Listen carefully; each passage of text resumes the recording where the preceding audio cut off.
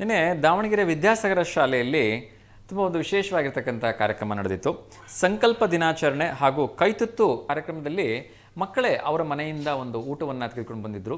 ತಾಯಿಯಂದರು ಆ ಮಕ್ಕಳಿಗೆಲ್ಲ ಸುತ್ತಮುತ್ತ ಕೂರಿಸ್ಕೊಂಡು ಕೈತುತ್ತನ್ನು ಕೊಡ್ತಾಯಿದ್ರು. ಸೊ ತುಂಬ ಮನ ಮಿಡಿತಕ್ಕಂಥ ಕಾರ್ಯಕ್ರಮ. ತಾಯಿಯಂದ್ರು ಮನೇಲಿ ಊಟ ಮಾಡಿಸ್ತಕ್ಕಂಥದ್ದು ಕಾಮನ್ ಆಗಿ ಇದ್ದೇ ಇರುತ್ತೆ. ಎಷ್ಟೇ ದೊಡ್ಡವರಾದರೂ ಕೂಡ ಮಕ್ಕಳಿಗೆ ಆ ತಾಯಿ ಪ್ರೀತಿ ಅಂತಕ್ಕಂಥದ್ದು ಯಾವತ್ತೂ ಕಡಿಮೆ ಆಗಲ್ಲ.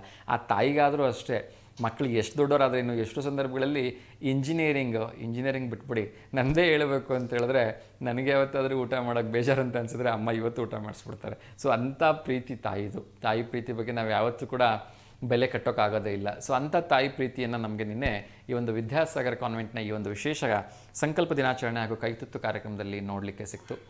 ಕುವೆಂಪು ಭವನದಲ್ಲಿ ಈ ಒಂದು ಕಾರ್ಯಕ್ರಮವನ್ನು ಆಯೋಜನೆ ಮಾಡಲಿಕ್ಕಿತ್ತು. ತುಂಬ ಅರ್ಥಪೂರ್ಣವಾಗಿರ್ತಕ್ಕಂಥ ಕಾರ್ಯಕ್ರಮ. ಸಹಭೋಜನ, ಎಲ್ಲರೂ ಕೂಡ ಜೊತೆಯಾಗಿ ಕೂತ್ಕೊಂಡು ಊಟವನ್ನು ಮಾಡಿದರು. ಸಾಕಷ್ಟು ಒಳ್ಳೊಳ್ಳೆ ವಿಚಾರಗಳನ್ನು ಗುರುಗಳು ತಿಳಿಸ್ಕೊಟ್ರು. ಅದೇ ರೀತಿ ನಮ್ಮ ಪತ್ರಿಕೋದ್ಯಮದ ಮಂಜುನಾಥ್ ಸರ್ ಅವರು ಕೂಡ ಭಾಗವಹಿಸಿ ಸಾಕಷ್ಟು ಒಳ್ಳೊಳ್ಳೆ ಮಾಹಿತಿಗಳನ್ನು ಕೊಟ್ಟರು, ಸಾಕಷ್ಟು ಒಳ್ಳೊಳ್ಳೆ ಟಿಪ್ಸ್ಗಳನ್ನು ಕೊಟ್ಟರು. ತಂದೆ ತಾಯಿ ಮಕ್ಕಳು ಎಲ್ಲ ಹೇಗಿರಬೇಕು ಅನ್ಯೋನ್ಯವಾಗಿ ಅಂಥೇಳಿ. ಸೊ ಕಾರ್ಯಕ್ರಮ ಅರ್ಥಪೂರ್ಣವಾಗಿತ್ತು.